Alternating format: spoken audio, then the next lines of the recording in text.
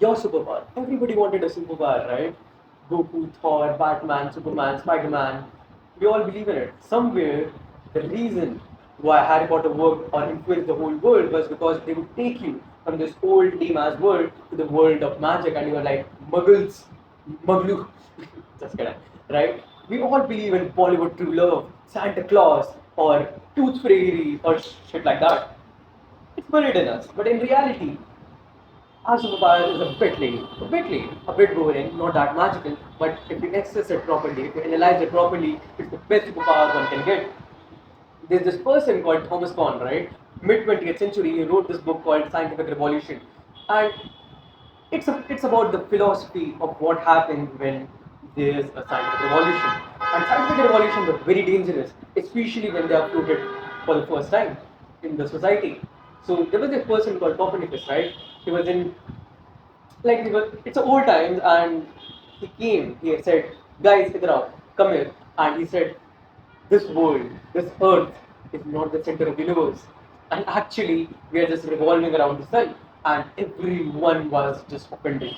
The whole society hated him at that point. And do you know what they did to him? They threw him in the jail. Yeah, and then came our own king of evolution, Darwin. And Darwin was a person who said, bro, forget about being the center of the universe. You are not even the center of some godly attention. You are just a result of miserable evolution. You are monkeys, bro, monkeys. And again, the world hated him. The world was offended. The world was offended. As a whole, the world was offended, right? After that, before anything could happen to Darwin, well, after that came Freud. And Freud is a person who's badass.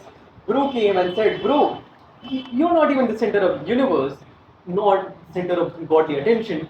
You don't even dictate your own mind. You're just working on some natural instincts you have." And people hated Freud a lot, not just because of this, but because he was talking too much about sex, and all his theories were around sex, and people like, "Bro, you are just a for what?" No, just kidding. But his theories were really hated, right? And every time such a scientific revolution comes, a problem is accompanied with it, which is called backward incompatibility. And the best way to understand backward incompatibility is the reason why you are not able to assess your current evidences properly is because you have assessed the previous evidences wrongly.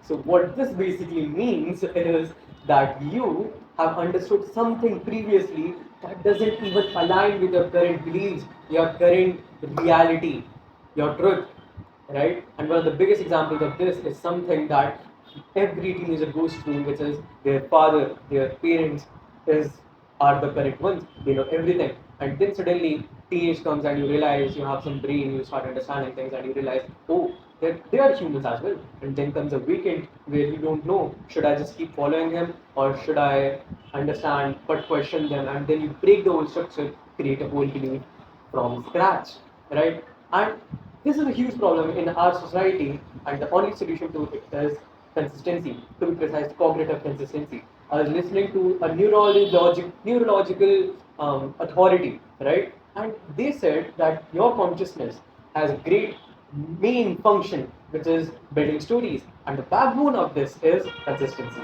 So your brain thinks in a way that this happened, so that happened. Nothing pops out of anywhere, right? So this happened. For example, I start smoking cigarette, so I smoke cigarette tomorrow. Or I'm smoking cigarette, I smoke cigarette tomorrow. I'm smoking cigarette, I don't smoke tomorrow because this happened. So our consciousness keeps building these stories by themselves, and if there's a small gap, they fill it up automatically. But if there's a huge gap, there's a vacant, then comes a dilemma, then comes a malfunction, and then you have to start the whole thing from scratch. So this problem of backward incompatibility can only be solved from your superpower, which is the phrase. It's boring, but understand it, right? It's called I don't know. So when you think I don't know, when you build this power in you, you get the ability to keep all the knowledge you have up until now, keep it aside and think from scratch, right? And when you think of scratch, you get a better observation. So, for example, you have a canvas, right? You have many canvases. okay, and you have a scenery. I say draw the scenery in this canvas. You draw it for the first time, it's hard. You start again, it's a bit more better. So the resolution of the whole thing keeps getting better. The whole thing keeps getting more and more optimized. And do you know what is even more interesting than this? The difference between I don't know and I know that I don't know. So in the first case, it's like a stimuli comes to you, and then you understand, oh, I don't know, and then you start working on it. But on the other hand, you already are in the mode of I don't know. So you are already thinking in the first principle mode. So all you have to do at that point is learn and perfect things, learn and understand things, learn and evolve.